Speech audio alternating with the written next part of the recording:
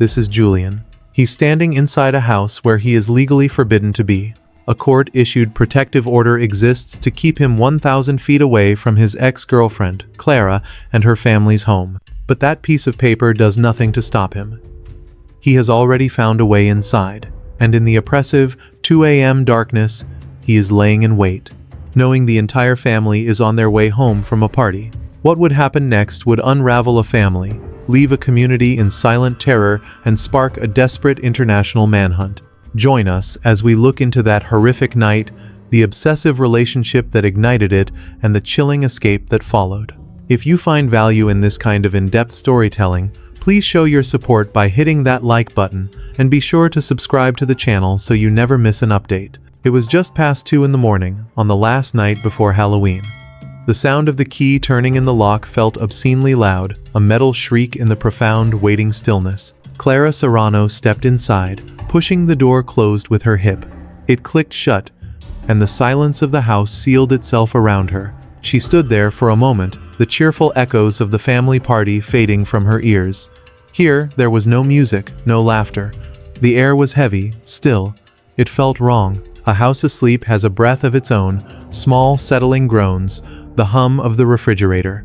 This house felt like it was holding its breath. She slipped off her shoes, her feet silent on the cool floor.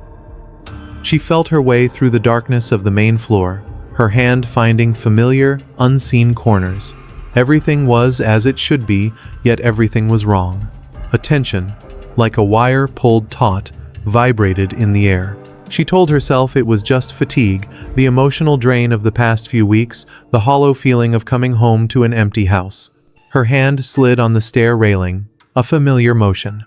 But tonight, the wood felt cold, unwelcoming. She moved up the stairs, each step a soft compression of the carpet. There was no sound but her own quiet movement. She pushed open her bedroom door. A pause. Her hand went to the light switch, but she stopped. She did not need light to know that something was disturbed, and there it was. A dark shape thrown across the foot of her bed. It was not a blanket she had left behind. It was his jacket, the black one, the one she had tried to forget the feel of, the one he always wore. Her heart did not beat. It slammed. Once. A painful, heavy jolt in her chest. He was here. Her gaze darted, trying to make sense of the room in the faint light from the street. She saw them, on her nightstand, next to the lamp she had not turned on. His keys. The single car key, the 2 house keys, one for his parents' place, one for here. An old key she thought he had lost. They were not dropped, they were not tossed, they were placed. Arranged. A small, metallic statement. The order, the piece of paper folded in her purse. The one that promised he would stay 1,000 feet away. The paper that had felt like a thin, useless shield. 1,000 feet. And here were his keys, inches from where she slept. The legal document was a joke. A flimsy piece of paper against a man who did not listen to words, only to the demands of his own suffocating obsession. This was not a message. This was not a plea. This was a statement. He was here. He had been here. He had touched her things, been in her space. The thought of it, of him breathing this air, made her skin feel tight. Her gaze moved, pulled by some awful gravity, toward her closet door. It was open. Just a crack. A sliver of deeper blackness. She never left it open. Never. She took one step, then another. Her body moved, though her mind screamed at it to stop, to flee. She did not need to get closer to know. The scent. It hit her. His scent. It was not the cologne he wore for the world. It was the intimate, personal smell of him. The one she knew from long nights and broken promises. It was musky and sharp, and it was fresh. It was strong. It clung to the air, pouring from the blackness of the closet. He was not gone. The realization struck her with the force of a physical blow. He was not here as in he had visited. He was here, now. The jacket was a distraction. The keys were a taunt. The open closet. The silence of the house was no longer empty. It was full. It was the silence of someone holding their breath, someone listening, someone waiting. He was in the house. Hiding. Her hand, it was shaking, a violent, uncontrollable tremor. She fumbled for the phone on the nightstand, her fingers brushing the cold metal of his keys. Her thumb felt numb, stupid. She pressed the screen. Once, twice. The numbers, 911. She pressed the last one. Her own breathing was a roar in her ears. The phone began its electronic pulse, a tiny, desperate sound in the vast, terrible quiet. She held her own breath, listening for the ring, and listening for any other sound in the house. Arapahoe County 911, what is your emergency? The voice was female, calm, and terribly distant. Clara's own voice was a dry whisper, a betrayal. He's in the house. My ex-boyfriend. He's in the house. She could barely push the words past the knot of fear in her throat. What is your name? Clara Serrano. Clara, what makes you think he's in the house? The dispatcher's tone was procedural, a checklist against a nightmare. His jacket. It's on my bed. His keys. On my nightstand. He's not supposed to be here. There's an order. A protective order. Okay, Clara, where are you right now? In my bedroom. The door is closed. I'm standing in the dark. Do you know where he is in the house right now? No, Clara breathed, her eyes fixed on the sliver of blackness that was her open closet. I found his things. In my closet, I could smell him. He's here, hiding. He was waiting. Okay, Clara, I'm dispatching officers to your location. Is anyone else home with you? No, my family. They were at a party. They're not home yet. They're supposed to be on their way. Oh God, the realization hit her. He wasn't just waiting for her. Clara, what is it? I need you to stay on the line with me. A sound. It came from the first floor, traveling up the stairs to find her. A heavy, dull thud. It was not the sound of a door closing or a footstep. It was the sound of something heavy being dropped, or someone falling. Clara choked back a gasp, her hand flying to her mouth. Did you hear that? She whispered, her mouth suddenly completely dry. I didn't hear anything, Clara. What did it sound like? Are you able to stay on the line? It was downstairs. Near the entryway, it was a person. She knew it. Then, another sound. A voice, muffled but sharp with surprise and anger. It was not his voice, it was her father's. Someone shouted, she breathed, the phone shaking in her grip. My family, they're home. They just walked in. He was waiting for them. The thought was a bolt of pure, paralyzing ice. He was not here for her.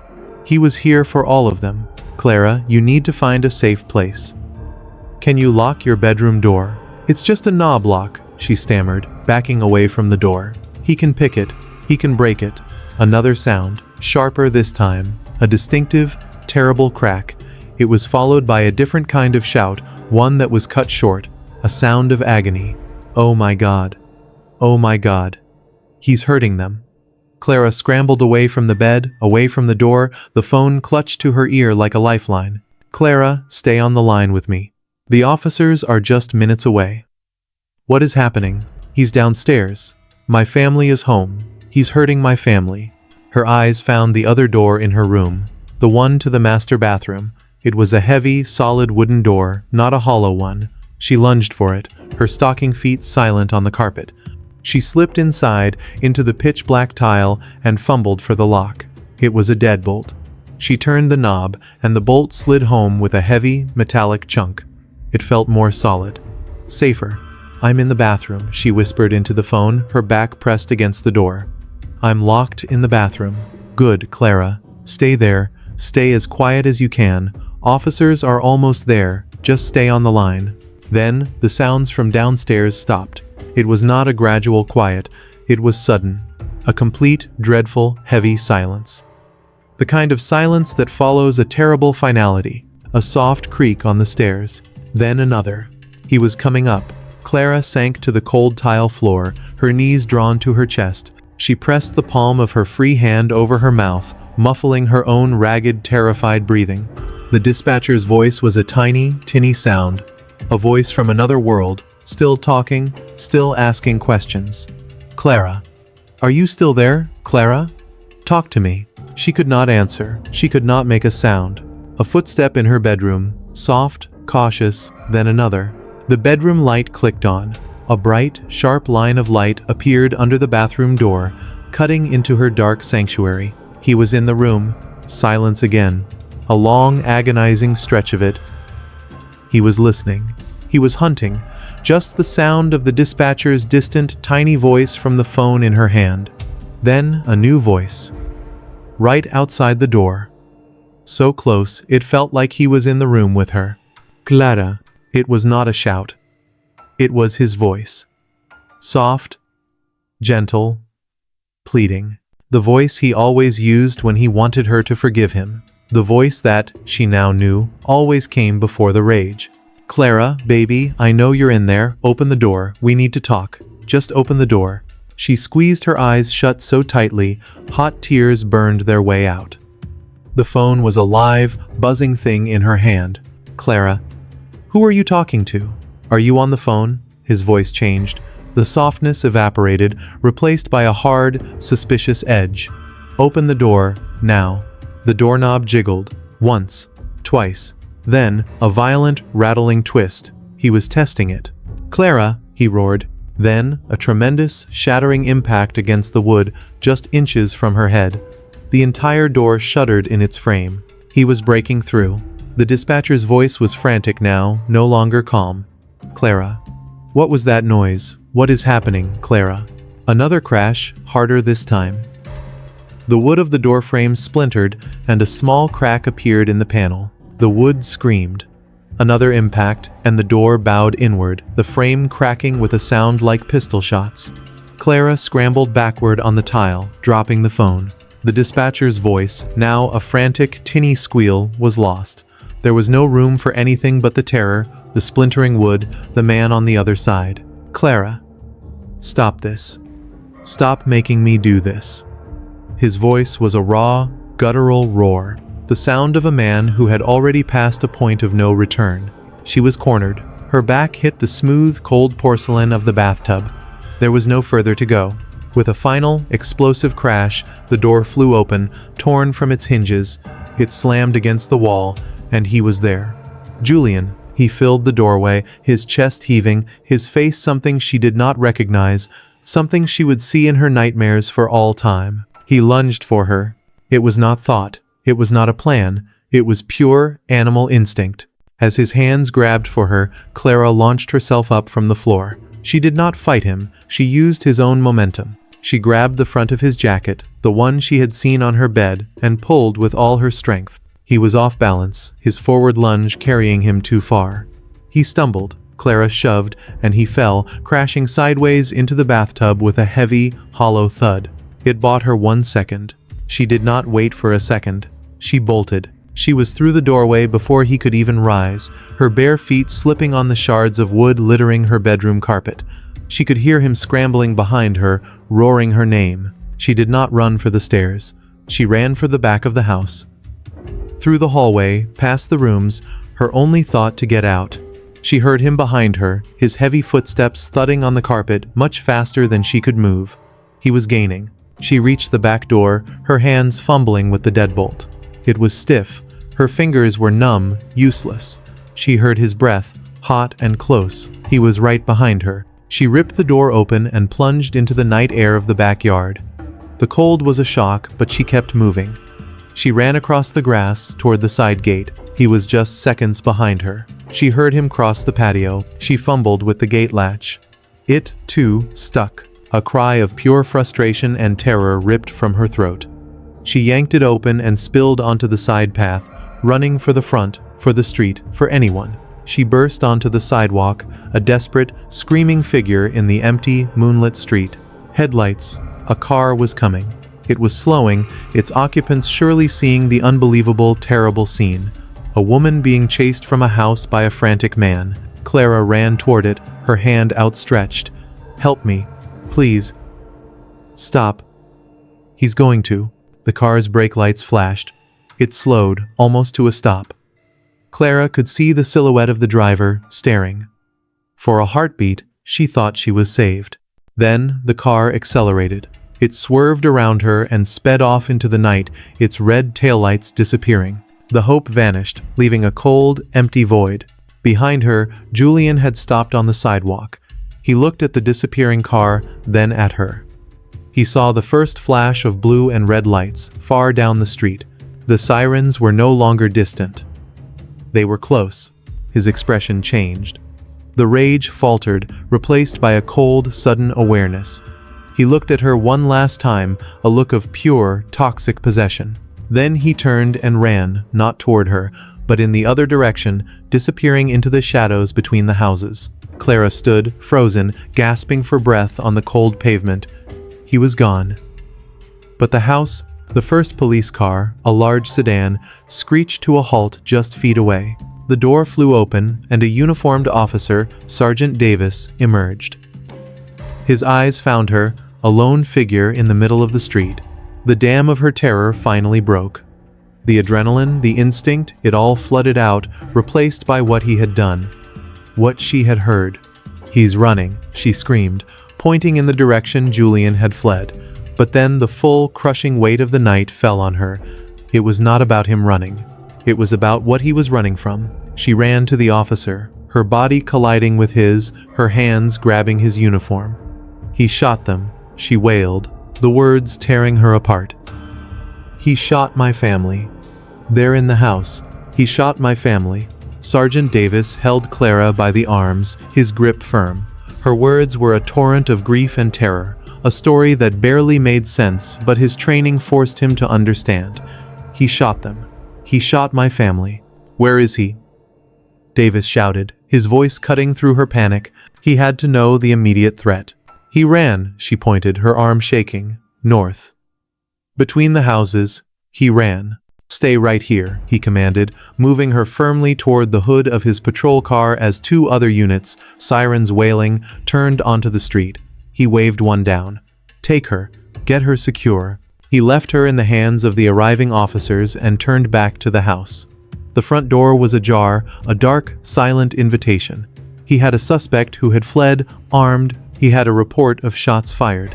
And he had a woman screaming about her family. He drew his service weapon. "This is Davis," he spoke into his radio, his voice low and steady. "I am making entry. Suspect has fled northbound on foot. I have a possible multi-victim situation inside." He pushed the door open. The silence that met him was profound, a vacuum that sucked all sound from the street. He moved past the entryway. He found the first one in the main hallway. An older male, Clara's father. Davis did not need to check for a pulse. He knew. His training took over, his eyes scanning, his weapon leading the way. "One victim down," he reported, his voice betraying no emotion. He moved methodically, clearing the lower floor. The house was still, heavy with what had just happened. He descended the basement stairs, his steps cautious. At the foot of the stairs, he located two more, a male and a female. They were close together. The man, it appeared, had been encountered first, just as he reached the bottom step. The woman was just behind him, Clara's twin sister and her husband. "Two additional victims in the basement," he said into the radio. His voice was a monotone. He was counting. 3. He went back up, his heart a cold, hard knot in his chest. He had to clear the second floor. He had to find the room where Clara had hidden. He took the stairs, each step a deliberate, careful placement of his foot. He found her bedroom. The bathroom door was a ruin, hanging from one hinge. The scent of shattered wood and something else, something coppery, was in the air. This was where she had escaped. He cleared the other rooms. An office. Another bedroom, empty. Then, he came to the last door. He paused. He had heard something. A sound so small, he thought he had imagined it.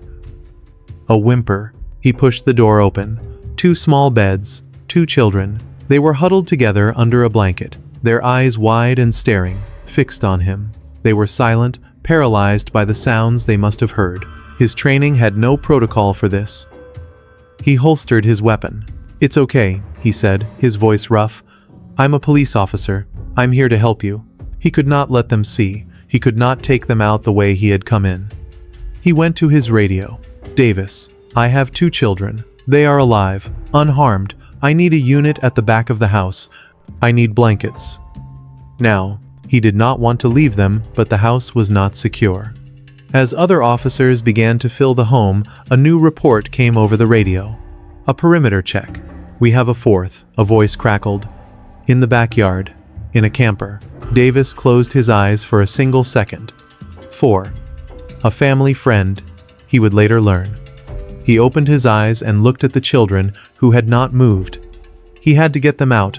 He had to protect them from the nightmare their home had become. He took a blanket from a newly arrived officer, his mind shielding itself from the full scale of what one man had done in just a few terrible minutes. It had not always been a thing of splinters and screams. Clara, sitting in the cold, sterile quiet of a hospital room, forced her mind backward, past the horror, to find the beginning. She had to understand how the end had been born from the start. It had been beautiful at first. A beautiful, terrible poison. They met 2 years prior, a chance encounter that felt, at the time, like the purest form of fate. He had seen her, and in his eyes, she had seen a focus so total, so absolute, it was like standing in a spotlight. He made her feel, in that first hour, like she was the only person in the world. The rest of the room, the people, the music, it had all faded to a dull gray noise. There was only Julian. The beginning of their relationship was not a slow burn. It was a conflagration. It was a fever. He was intense in a way she had never known. His attention was a physical force, a constant, warm pressure. When he was with her, he was with her. His focus was total. This she mistook for devotion. Their physical bond had been immediate and consuming. It was not gentle. It was desperate, an unspoken language that seemed to say all the things they could not. It was an intimacy that built walls around them, creating a private world that had room for only two. It was intoxicating. It felt like a safe harbor, a place where no one else could touch them.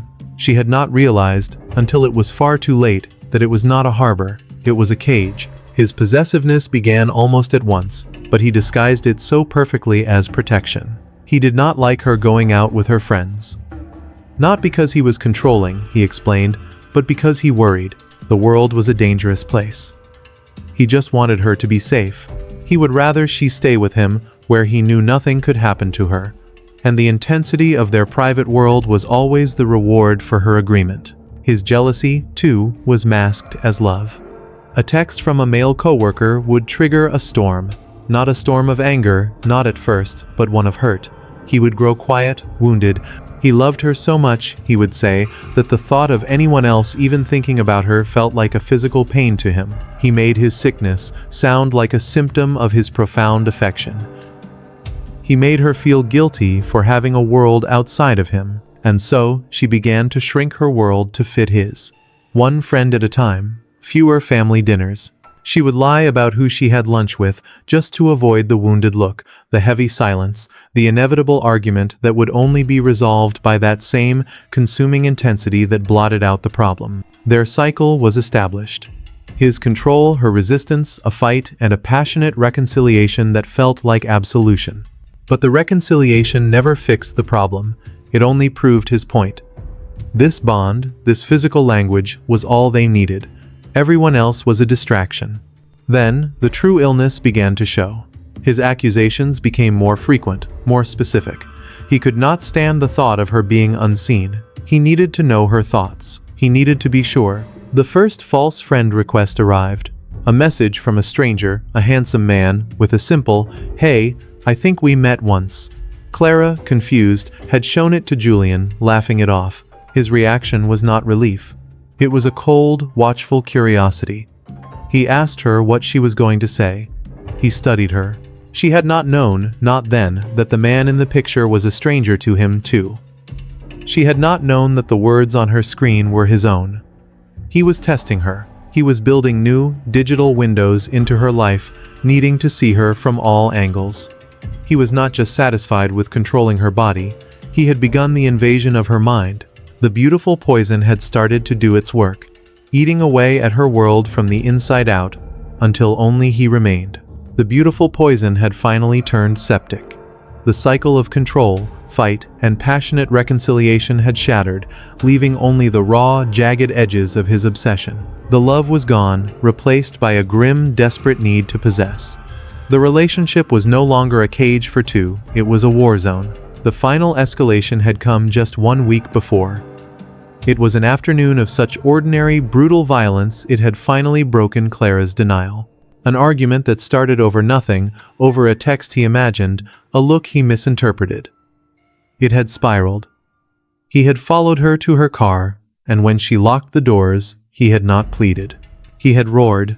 He had taken something from his trunk, something heavy, and shattered her driver's side window. Glass had exploded over her.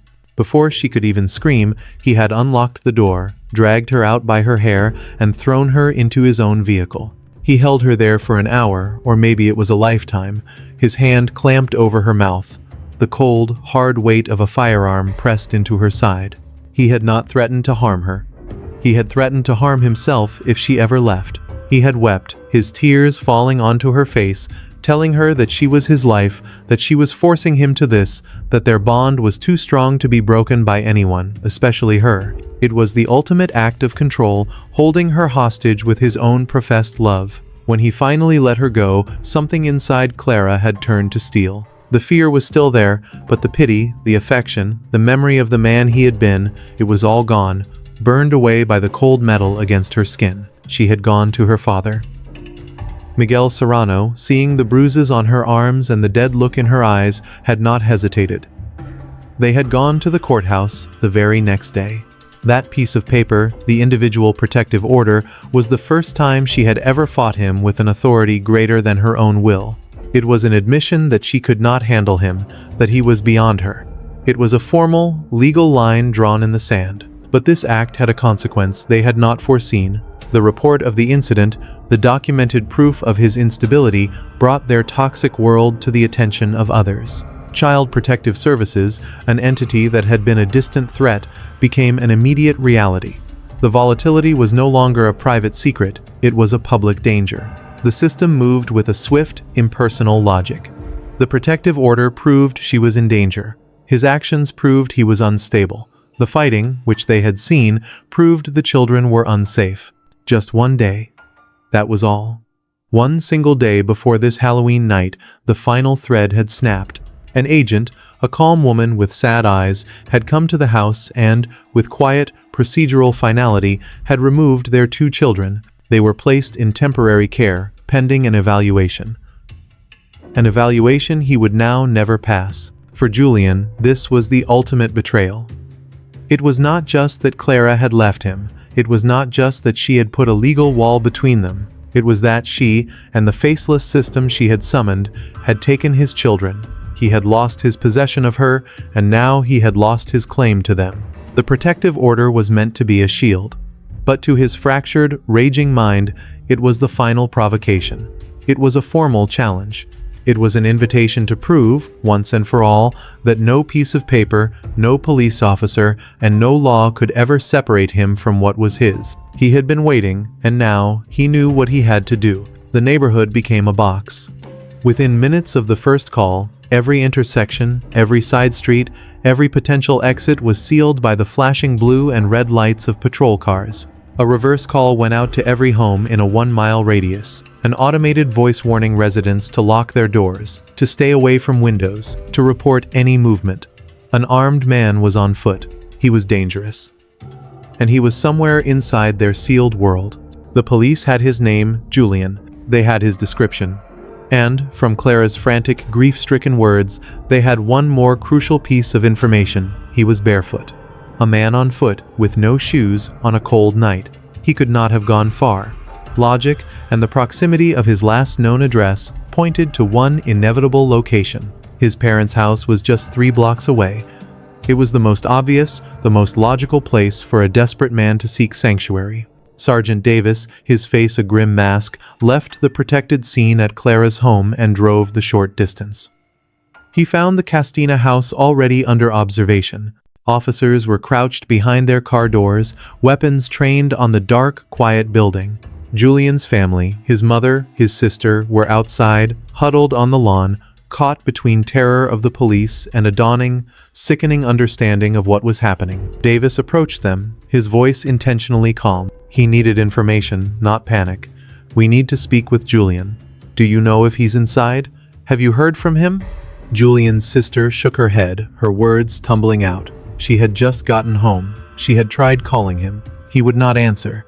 "We have to go in," Davis said, his voice leaving no room for argument. For your safety, and for his, we need to end this." A loudspeaker crackled to life, the amplified voice booming into the suburban silence. "Julian, this is the police. We know you are in there. Come out now with your hands up. Come out, and you will not be harmed." The request was met with nothing. Only the hum of the streetlights and the distant barking of a dog. The time for waiting was over. A canine handler brought his dog to the front door. "We're going in," Davis commanded. The door was breached. The dog went first, a blur of trained muscle, disappearing into the darkness. Davis and his team followed, a line of officers, weapons raised, slicing through the home room by room. "Clear," one would shout. "Clear," another would echo. The house was tense, but empty. The dog, after an initial sweep, found nothing, its primary interest diverting to the two family pets that were locked in a back room. There was no sign of Julian, no scent, no trace. In an upstairs bathroom, Davis paused. His team was clearing the final rooms. He looked up and saw his own reflection in the dark, impassive glass of the medicine cabinet. The man staring back at him was exhausted, his eyes carrying the weight of the 4 bodies he had just catalogued and the 2 small children he had carried to safety. He had moved from the profound grief of the victims to the tense, adrenaline-fueled hunt for the perpetrator, all in the space of less than 1 hour. He was a comforter, and he was a hunter. The 2 roles warred behind his eyes. The house was clear. He stepped back outside into the cold night air. The man was not here. He had slipped the net. Then, a new piece of information came over his radio. An officer, one of the first to respond to Clara's home, reported hearing a loud truck, its engine roaring, speeding through the nearby streets just as they were arriving. At the time, it had been a distraction. Now, it felt like something more. How could a barefoot man escape a sealed perimeter? The answer was cold and simple. He could not without help. The hours bled into a cold, gray dawn. The neighborhood cordon remained, but it was no longer a trap. It was a cage for a ghost who was already gone. The search was massive, methodical, and turning up nothing.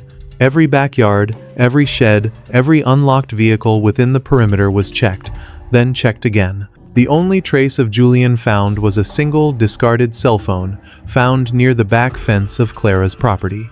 He had dropped it or thrown it in his escape. Detectives were working in a sterile, makeshift command center. The central, frustrating fact remained: a barefoot man could not have vanished so completely. He had not stolen a car. He had not been seen on foot. The logical conclusion was the only one: he had an accomplice. The sound of that loud truck, reported by the first responding officer, now felt less like a distraction and more like the key. The investigation turned inward, toward his family. The first interview was with a cousin named Joel. Detectives found him at his home, miles away, and he was visibly shaking. He looked like a man who had been waiting for the knock on his door. "He came here," Joel said, his voice barely a whisper. It must have been early. Still dark. "He was knocking on my bedroom window, tapping on the glass." "What did he want?" a detective asked. His voice neutral. He looked bad. He just kept saying he messed up. He said it over and over. He seemed high or just not right. He asked if he could stay here. He asked for help. "And what did you do?" I told him no. Joel's eyes were wide, insistent. "I knew something was wrong. I wouldn't let him in, I swear. I gave him a pair of shoes, an old pair of green sneakers. I just wanted him to go. He was my blood, but he looked wrong. I told him to leave, and he left." The detectives now had a new, critical piece of information. Julian was no longer barefoot, and he was desperate. The focus shifted immediately to his brothers. The older brother had a verifiable alibi.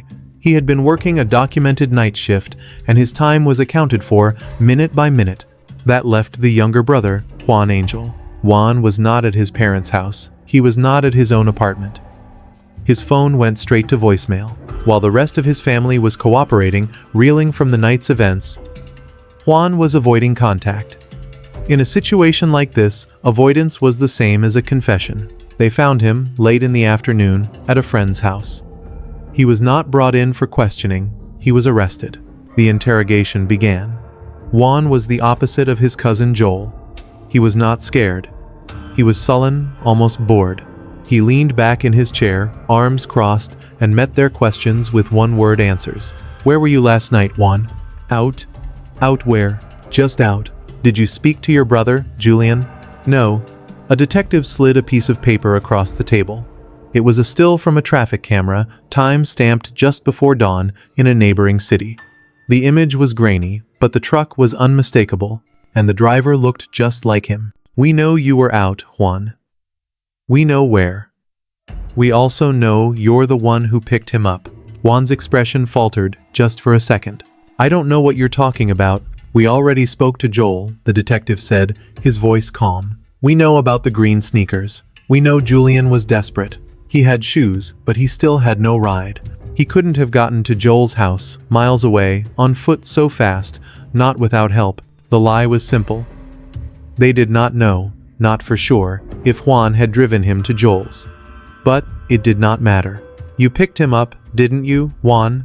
You drove him away from the scene." Juan's face hardened. He was trapped. He had been the loud truck. He had been the ride. "He's your brother," the detective pressed, leaning in. "But 4 people are gone, and you helped him. You can either be an accessory to this, or you can tell us where you took him."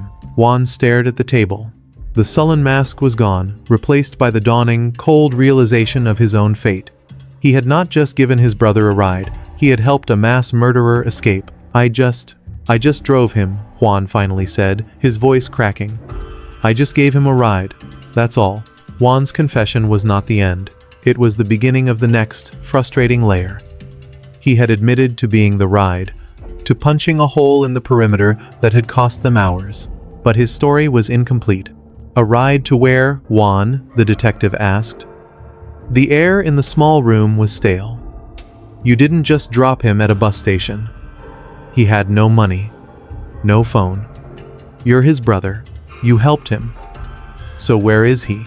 Juan stared at the table, his earlier confidence completely gone. He was no longer a brother protecting his family. He was a young man looking at a charge sheet that would link his name to 4 murders.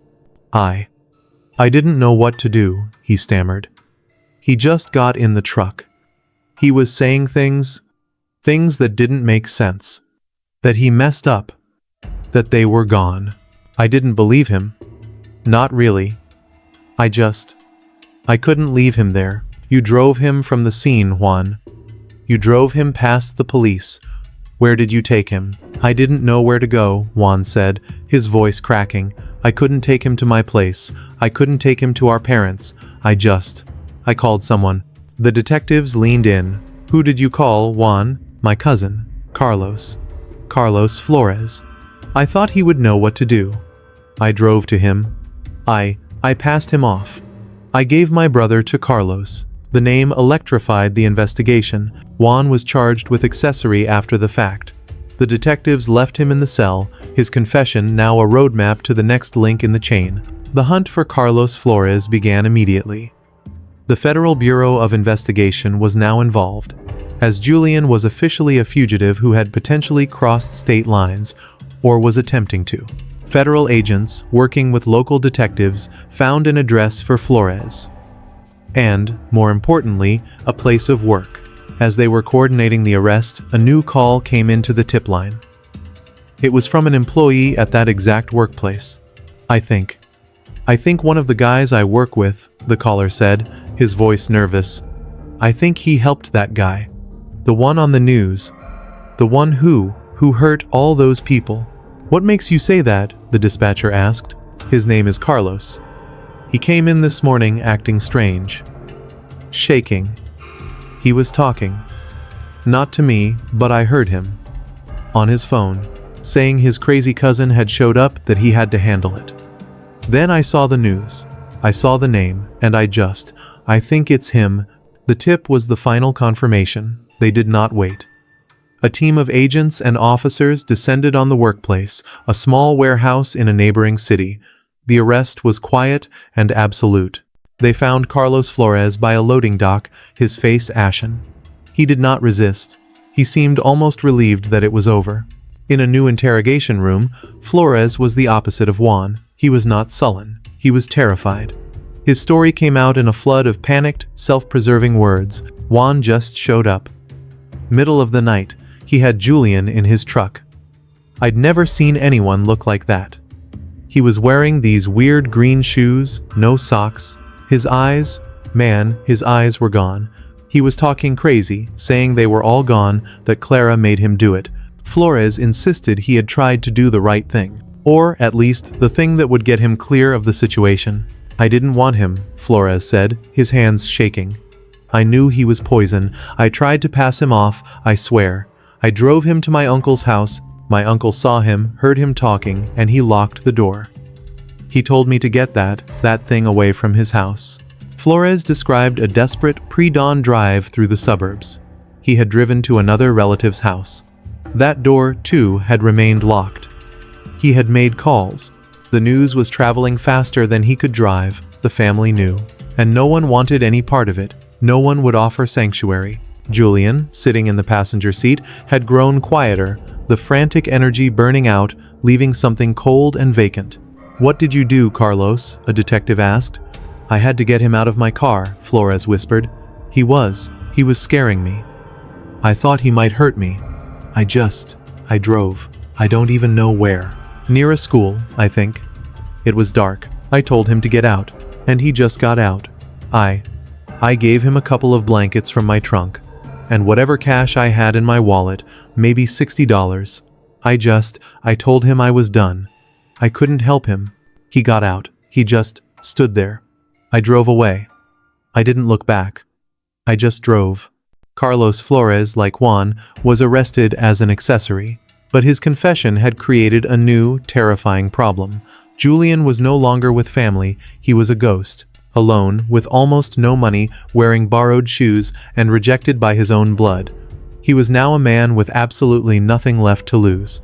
He was in Mexico. The how was a blur of shadows, of desperate moves, of walking and hiding, of using the last of the cash from Carlos for one short, anonymous ride after another, always heading south. The border was just a line, and he had crossed it, driven by an animal instinct for survival. He was a phantom, existing on nothing but the momentum of his escape. He had one destination, one single burning idea that had pulled him across a continent. Zacatecas. This was not a random choice. This was the land of his blood. It was his grandfather's town, the place he had visited just 1 year before for the old man's funeral. In his fractured mind, Zacatecas represented a different set of rules. It was a place where family was absolute, where the ties of blood were stronger than any foreign law, where the name Castina meant something. It was, he was certain, his sanctuary. He remembered the funeral. He remembered the faces of his distant cousins, his aunts, his uncles. He had been proud then, arrogant, full of the confidence that came from his life back in the States. He had not, he realized now, been particularly kind, but that did not matter. Blood was blood. They had to take him in. He arrived in the small, rural town looking like a wraith. The green sneakers Joel had given him were torn. His clothes were the same ones he had been wearing for days. He was thin, hunted, and desperate. He found the house of his uncle, his grandfather's brother. It took him a moment, but he found it. He stood before the door, his heart pounding with a strange mix of fear and relief. He was home. He knocked. The door opened a crack. An old woman's eye, dark and suspicious. Then his uncle appeared, pushing her gently aside. The old man looked at him. Recognition dawned, but it was not followed by an embrace. It was followed by a sharp, sudden intake of breath. "Julian." His uncle's voice was a dry, shocked whisper. "Tio," Julian said, his own voice cracking. "I need help. Please. I need help." The old man's face hardened. The shock was replaced by something cold, something Julian had never seen. "What have you done?" his uncle asked, not in English, but in sharp, clear Spanish. It's complicated. Please, just let me in. I'm family. I know what you have done." The old man's voice was low, shaking with a quiet rage. "You think we do not have phones. You think we do not have the internet. You have brought a shame, a horror, to this name, to this house. But I'm your blood," Julian pleaded, a new panic rising in his throat. This was not how it was supposed to happen. Blood does not excuse this. The uncle looked past him, up and down the empty street. You cannot be here. You are not welcome in this house. Go. Go now. The door shut in his face. The sound of the bolt sliding home was as final as a gunshot. He stood there, reeling.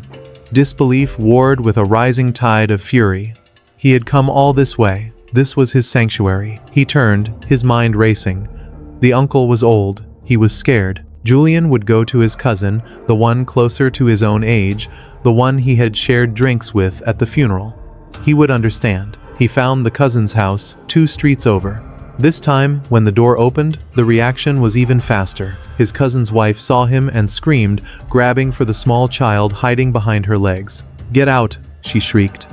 "Get away from our home. We have children. Get away." His cousin appeared behind her, his face pale. "Julian, you have to go. Now. You can't be here. You too," Julian snarled. "You're just going to turn me away.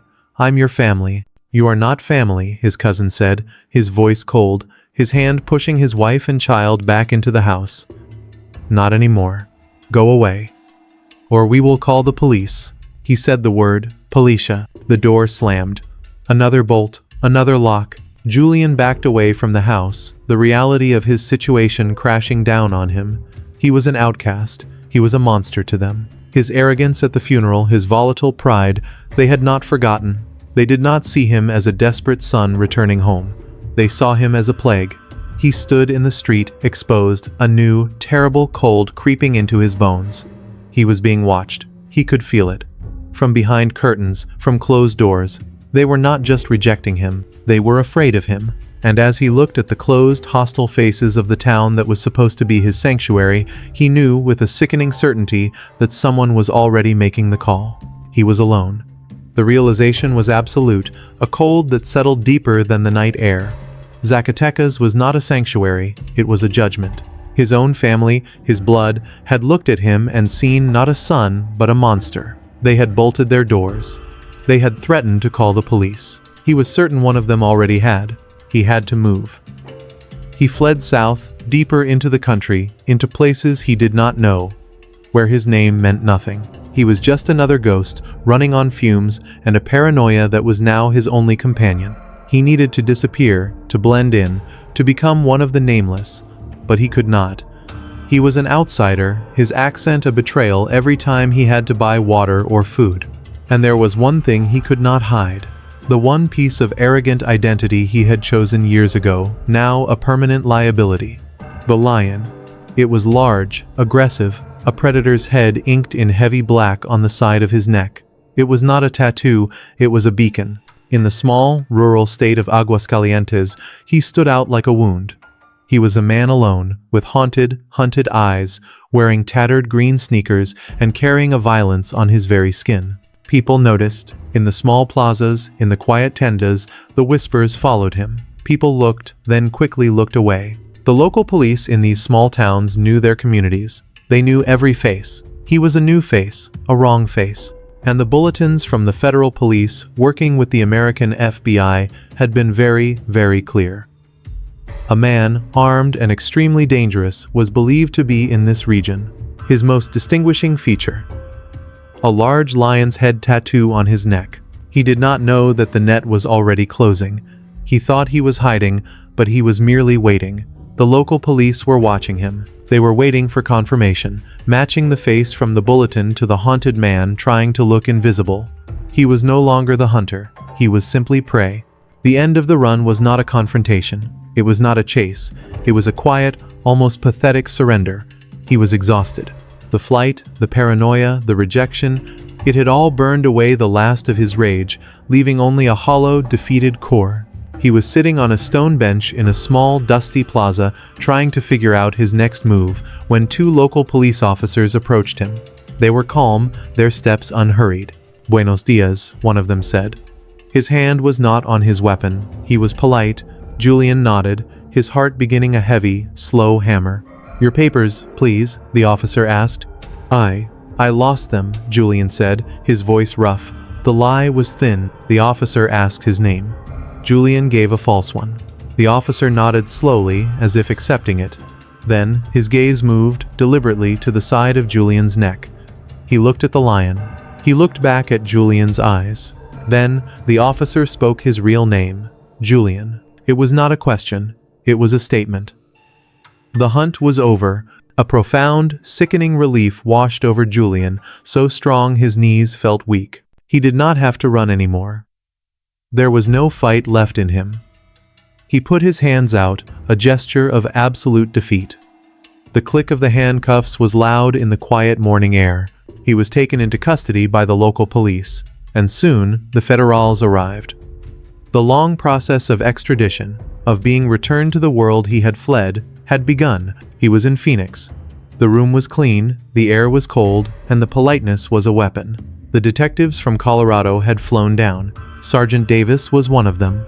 His face was just as tired, just as grim as Julian remembered from the reflection in his parents' mirror that lifetime ago. They offered him water. They spoke to him in calm, measured tones. "It's been a long day for you, Julian," one detective said, sliding the bottle across the table. "We came a long way. We'd really like to hear your side of the story. We've talked to quite a few of your family members." Julian was shaking, a fine, uncontrollable tremor in his hands. He blamed the cold. He blamed the lack of sleep. "They weren't nice," he mumbled his first words. "The Mexican police. They're rough." "Nobody is going to be rough with you here," Davis said, his voice flat. "You have a right to be treated with respect. We just want to know what happened. We want to know why." Julian looked at their patient, waiting faces.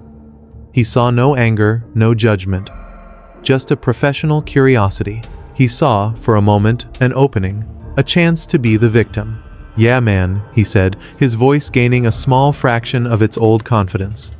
From what I seen in the news, it's totally different, my side." "Okay," the detective said, leaning forward. Tell us your side." The moment hung in the air. This was it, the chance to shape the narrative, to explain the unexplainable. To tell them about the poison, the bond, the provocation, to tell them how Clara had made him do it. He looked at Davis. He looked at the other detective. He saw the trap. He saw that his words would only be used to build his own gallows. The confidence vanished. I think I'd feel more comfortable with an attorney," he said. The detectives did not flinch. "You have that right," one said. "I would like to get one." From here, the lead detective nodded slowly. He closed his notebook. The interview was over. Julian had made his one and only move. He had claimed he was misunderstood, and then he had hidden behind the one right they could not take from him. It took nearly 2 years for the trial to begin.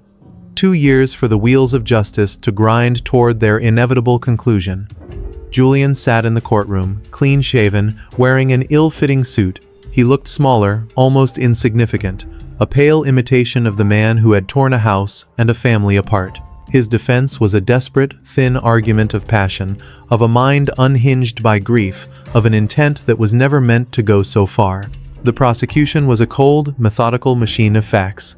They presented the timeline. They presented the protective order. They brought Juan, his younger brother, to the stand. Juan testified, his voice low, his eyes never once looking at Julian. He told the court about the ride. They brought Carlos Flores to the stand. He, too, testified. He told the court about the desperation, the blankets, the $60, and the man he had abandoned near a school. But the most powerful testimony did not come from a living witness. It came from the past. The prosecutor played the 911 call. A sudden, profound silence fell over the courtroom. They were no longer in a court of law. They were in Clara's dark bedroom. They heard her terrified whisper, "He's in the house. I found his keys." They heard the dispatcher's calm, procedural questions. Then, they heard the sounds from downstairs. The thud, the muffled, angry shout, the sickening, final crack. They heard the silence. And then the footsteps on the stairs. They heard the jiggle of the doorknob. And then they heard his voice, Julian's voice, soft and pleading from the speakers. "Clara, open the door, we need to talk." The courtroom listened, frozen, as the sound of the first impact came. The splintering wood, the crash, the roar. When the recording stopped, the silence that remained was an accusation. Clara took the stand. She did not look at him. She spoke in a clear, hollow voice. She told the jury about the jacket on her bed. She told them about the scent in her closet. She told them about the chase. The jury returned in less than a day. The verdict was a formality. Guilty. 4 counts of first-degree murder. Guilty. 1 count of attempted murder. The words landed, one after another, sealing his fate. The sentencing was the final chapter in his story. The judge spoke, his voice heavy, not with anger, but with a profound, exhausted sadness. He spoke of the 4 lives not as victims but as people. Miguel, the father. Sofia, the twin sister. Mark, the husband and new father. Rodolfo, the family friend. 4 lives extinguished in a matter of minutes. He spoke of the children.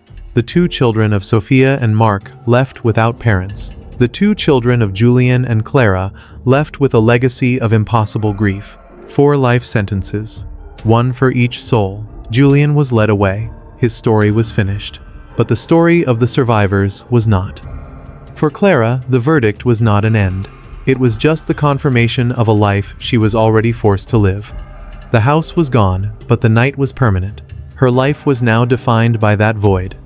It was defined by the 4 children she was raising, her 2 and her sister's 2. It was a life of constant reminders, of holding together the shattered pieces of 2 families. And it was a life defined by the memory of a piece of paper, the protective order, the legal document that was supposed to be a shield that was meant to keep him 1,000 feet away.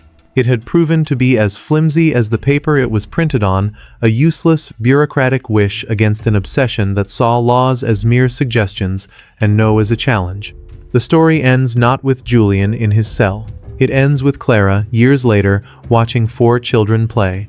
They laugh, they run, they are healing, but they will forever be marked by a night of violence they were too young to understand, and Clara, the only one who escaped, must carry the memory for all of them. The house is quiet, but for her, the echoes of that night, the splintering wood, the final silence, will never truly fade. Thank you for joining us for this story. We hope to see you again next time.